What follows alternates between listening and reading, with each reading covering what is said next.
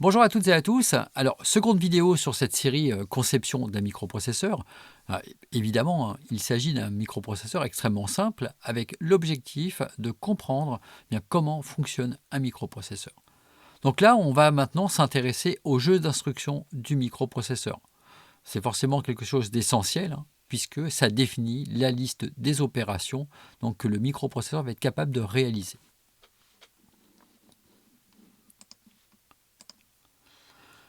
Alors dans un microprocesseur, on réalise la plupart du temps des traitements qui sont vraiment très simples.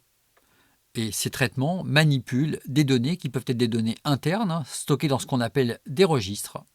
Dans notre cas, je vous rappelle que j'ai choisi de décrire un microprocesseur possédant 16 registres 8 bits. Alors ça peut être également des données issues de l'extérieur ou allant vers l'extérieur, telles qu'une mémoire, des ports d'entrée, des ports de sortie. Alors, exemple d'un programme très simple que je pourrais être amené à réaliser avec le microprocesseur que je vais vous décrire par la suite. Il s'agit par exemple d'ajouter la valeur 45 à la valeur qui sera lue sur les 8 switches de la carte. Donc il s'agit de la saisie d'un octet que je réalise par l'intermédiaire de 8 switches sur une carte. J'ajoute la valeur 45 et j'affiche le résultat. Et je recommence ensuite indéfiniment ce calcul 45 plus la valeur de mes switches. Et j'affiche. Au niveau de la mémoire programme donc de notre système, on trouve ce qui correspond à différents emplacements. Ça, c'est ce qu'on appelle l'adresse dans la mémoire. L'emplacement 0, c'est l'adresse 0 de la mémoire, et à l'adresse 0 de la mémoire, je trouve une première instruction. Cette instruction, elle est codée sur 16 bits. Alors, je peux donc voir la version binaire de ces 16 bits. Je peux également voir ce qui correspond à l'écriture en hexadécimal de ces 16 bits, donc avec 4 digits hexadécimaux. Cela a une correspondance dans le langage assembleur donc de notre microprocesseur. Et ici, tout ce codage correspond en fait à ce qu'on appelle un MOVI R7,45. MOVI, c'est un déplacement immédiat d'une valeur vers un registre. C'est-à-dire, ici, dans le cas de MOVI R7,45, R7 reçoit la valeur 45 de façon immédiate. À l'adresse numéro 1, je mets une autre instruction qui possède un codage en binaire. On a vu maintenant à quoi ça correspondait. Alors tout ça, on le verra en détail dans le jeu d'instructions par la suite. Et je choisis une instruction ici, INPORT, qui me permet de lire un port d'entrée. Ce port d'entrée, c'est SW, et je mets la valeur de ce port d'entrée sur 8 bits dans le registre R1. C'est-à-dire, en algorithmique, R1 reçoit la valeur de SW. À l'adresse mémoire numéro 2, ce code binaire qui correspond en fait à une addition ADDD pour une addition dans un mode d'adressage direct R1,R7. Ce qui signifie que R1 est la destination du résultat et R1 et R7 sont les deux opérandes. R7 étant appelé finalement ce qui correspond au registre source. R1 reçoit R1 plus R7. À l'instruction 3, à l'adresse 3, je trouve une nouvelle instruction, outport disp1,R1.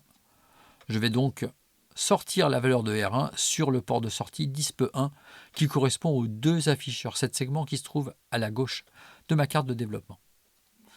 Et je termine à l'instruction de l'adresse 4 par un jump 1, donc le saut à l'adresse numéro 1 du programme pour recommencer la lecture des switches, etc. Alors ça, c'est ce que ça donne sur la carte de développement que je vous présente ici. 45, c'est la valeur, donc 45, c'est 2D en hexadécimal. Là, les switches sont tous à 0. Si je mets le switch de poids faible à 1, j'ajoute 1 à 2D, et quand j'ajoute 1, j'obtiens 2E. Si j'ajoute 2, j'obtiens 2F logiquement. Et si j'ajoute 3, je vais obtenir 3 0. Voilà, donc on a bien le résultat de cette addition qui est réalisée par le microprocesseur donc interne que je vais donc vous décrire dans les différentes vidéos. Alors on va s'intéresser de façon maintenant plus détaillée au jeu d'instruction qui a été retenu. Donc ce jeu d'instruction, il est relativement limité. Alors limité parce que j'avais l'objectif de réaliser quelque chose de simple. Dans d'autres vidéos ultérieures, beaucoup plus loin dans le cycle de ces vidéos, on pourra voir d'autres instructions, des instructions supplémentaires qui pourront être ajoutées donc à ce microprocesseur. La première instruction ici que je vais vous décrire, c'est donc le MOVI RD,lit. C'est donc l'affectation d'un littéral au registre de destination qui a été sélectionné. Par exemple, ici, l'affectation immédiate MOVI R1,12 qui consiste à affecter la valeur 12 au registre R1. On dispose également d'opérations sur les différents registres. Alors, ce sont des opérations de registre à registre qui impliquent soit un, soit deux registres. Le résultat est stocké dans un registre. Donc, par exemple, MOVD, AND-D, OR-D, XOR-D, ADD, D, SUB-D et CMP-D. Donc, le MOVD, c'est l'affectation d'un registre dans un autre. Je viens affecter R2 à R1 en effectuant un MOVD R1,R2. Si je veux effectuer une addition, par exemple, entre R6 et R7, résultat stocké dans R6, eh bien, je tape l'instruction ADDD R6,R7 et dans ce cas, R6 va recevoir le résultat de R6 plus R7. On pourra également affecter une comparaison, réaliser une comparaison entre R12 et R14, ce qui effectuera le calcul de R12 moins R14 sans conserver le résultat de ce calcul. Ce qui va être conservé, c'est la nature du résultat. Est-ce que ce résultat présente un indicateur de retenue avec C égale 1? Est-ce que le résultat est nul, c'est-à-dire R12 égale R14?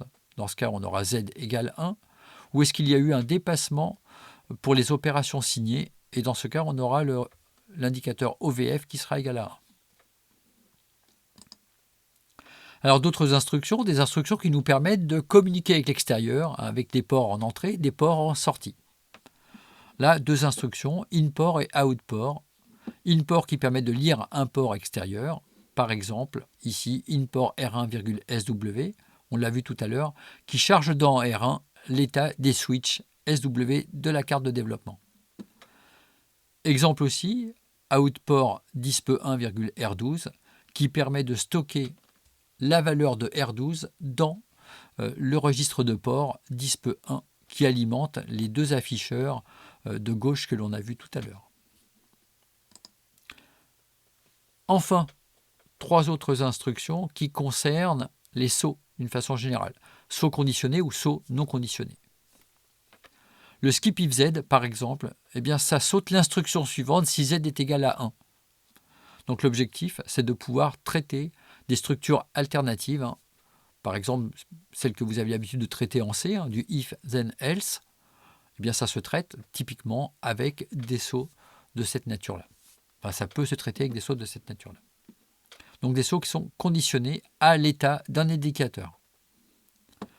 Le jump 22, cette fois-ci, c'est un saut à une adresse qui est fournie de façon explicite, ce n'est pas conditionné, et donc le programme saute à l'adresse 22 de la mémoire programme. Alors enfin, on peut s'intéresser maintenant au codage de ces différentes instructions. Alors ce codage, il est essentiel parce que pour pouvoir exécuter les différentes instructions, on va avoir besoin de décoder la séquence binaire qui est fournie pour une instruction. Par exemple ici, l'instruction NOP, qui correspond à Non-Operation, donc qui ne réalise rien, cette instruction NOP, eh bien, elle est codée ici par une séquence de 16 bits à 0. Bon, pas très intéressante cette instruction NOP. On passe à une autre. L'instruction MOVI, que l'on a vue précédemment, donc cette instruction MOVI, c'est une instruction qui permet de faire une affectation immédiate de la valeur 126 ici dans R3. On imagine bien la suite.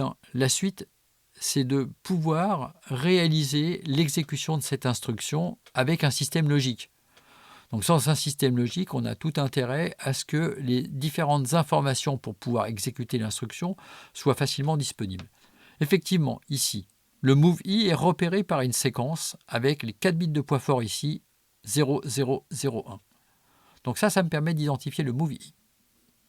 Ensuite, pour connaître le numéro du registre de destination, on a 4 bits, puisqu'il y a au total 16 registres possibles. Et pour le registre numéro 3, on va donc fournir ici en binaire 0011, qui permettra d'identifier exactement le registre numéro 3. Pour ce qui concerne maintenant la valeur à affecter à R3 dans cette affectation immédiate, la valeur elle va être codée en binaire et elle est fournie sur les 8 bits de poids faible du code de l'instruction. Donc finalement, dans la mémoire programme, pour ce MOVI R3,126, je trouve cette séquence binaire 0001, 0011 et 01111110. On aurait pu l'écrire en hexadécimal, ce que je n'ai pas fait ici. En hexadécimal, ça donnerait donc 1, 3, 7, E. Donc voilà pour la version hexadécimale dans la mémoire de programme de cette instruction. Évidemment, ça fonctionne exactement de la même façon pour toutes les autres instructions. Et on le verra par la suite, l'écriture qui a été choisie dans cette table pour les 16 bits du code d'instruction nous permettra très facilement de décoder les éléments nécessaires pour configurer toute l'architecture interne du microprocesseur afin d'obtenir l'exécution souhaitée pour ces différentes instructions. Voilà, c'est la fin de cette vidéo. Je remercie au passage Eddy qui a signalé que le son avait disparu sur la première version de la vidéo que j'avais diffusée sur YouTube. Si vous avez aimé cette vidéo, pensez à mettre un petit pouce bleu. Si la série vous intéresse et que vous n'êtes pas encore abonné, faites-le maintenant, c'est l'occasion.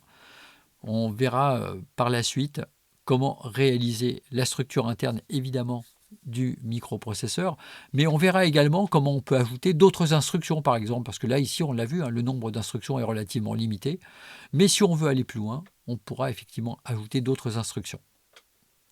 Alors, merci d'avoir suivi cette vidéo et à bientôt pour d'autres vidéos.